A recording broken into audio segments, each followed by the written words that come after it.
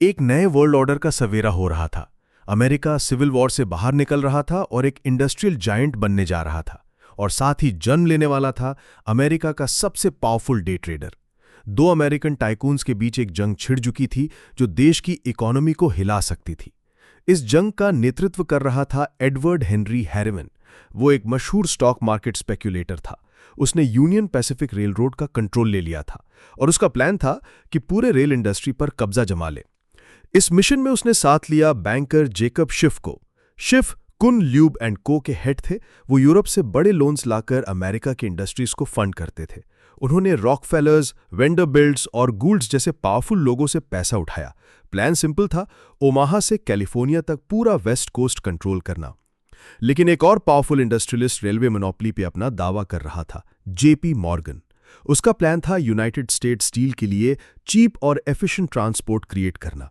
JP Morgan ने James जे हिल को support दिया, जो ग्रेट नॉर्दर्न रेलरोड का किंग था। उन्होंने नॉर्दर्न पैसिफिक को खरीद लिया, नॉर्थ का कंट्रोल ले लिया। दोनों ग्रुप्स ने शिकागो बर्लिंगटन रेलरोड को एक्वायर करने की कोशिश की, जिसे चार्ल्स एलियट पर्किंस चला रहे थे। पर्किंस ने मर्जर से इनकार कर दिया जब तक उन्हें $200 पर शेयर ना मिले। मॉर्गन और हिल ने सीक्रेट तरीके से पब्लिक मार्केट से स्टॉक खरीदना स्टार्ट किया। पर्किंस को मजबूर कर दिया कि वो उनके साइड हो जाए। जैसे ये न्यूज आई, हैरिमन ने जवाब दिया। उसने नॉर्दर्न पैसिफिक के शेयर्स लेने स्टार्ट किए। इस दौरान एक लड़का स्टॉक मार्केट में अपना पहला कदम रख रहा था, जेसी लिवरमोर। जेसी एक चौक बॉय बना, $5 पर वीक पे काम। उसका काम था टिकर टेप से स्टॉक प्राइसेस उठाकर बोर्ड पे लिखना। कोई उससे ट्रेडिंग नहीं सिखा रहा था, पर उसकी क्यूरियोसिटी ने उसे खुद सीखने पर मजबूर किया। रात को वो प्राइस मेमोराइज करता और सुबह उन्हें कंपेयर करता। कुछ महीनों के बाद उसने बकेट शॉप्स में ट्रेड करना स्टार्ट किया। ये शेडी जगह होती थी जहां बिना असली शेयर्स के लोग बेट करते थे। अपने थ्योरीज के बेस पर जेसी ने $3 का पहला प्रॉफिट कमाया। दिन भर चौकबॉय का काम, रात को बकेट शॉप्स। उसने $10,000 जमा किया। लेकिन पेन वेबर को पता चल गया। उन्होंने कहा, या तो बैटिंग बंद करो या नौकरी छोड़ दो। जेसी ने अपने ऊपर बेट लगाई और जॉब छोड़ दी।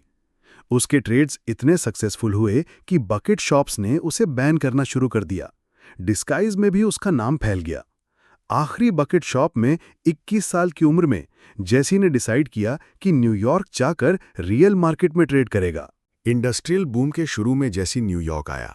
नई शादी हुई, लाइफ सेट लग रही थी।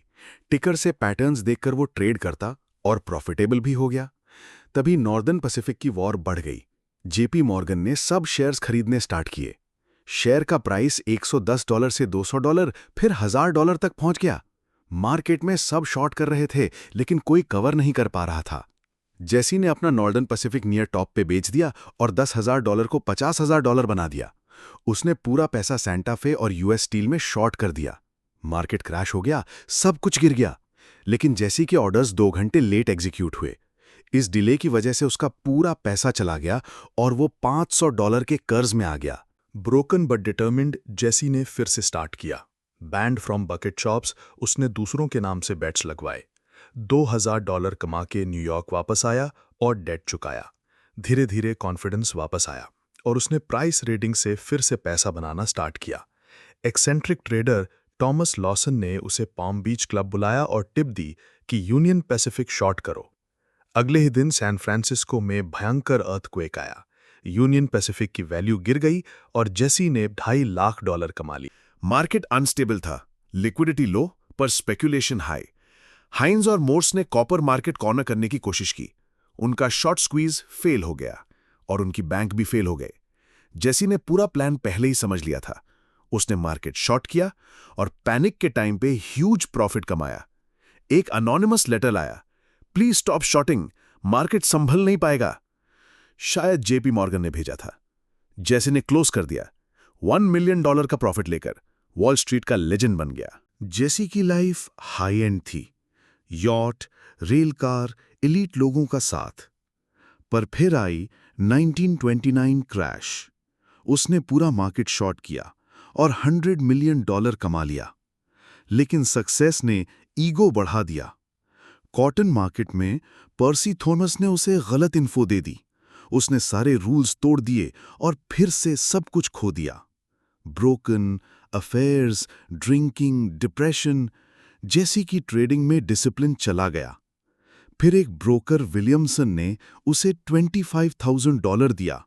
जेसी ने $112,000 बनाए, पर विलियमसन ने उसके नाम पे फ्रॉड किया और फिर जेसी ने बैंक्रप्सी फाइल की।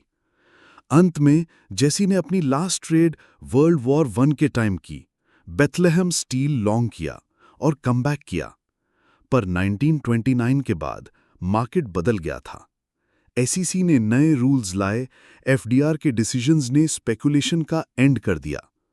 फाइनल टाइम जेसी बैंकरप्ट हुआ और 1940 में न्यूयॉर्क के होटल में उसने अपनी जान ले ली।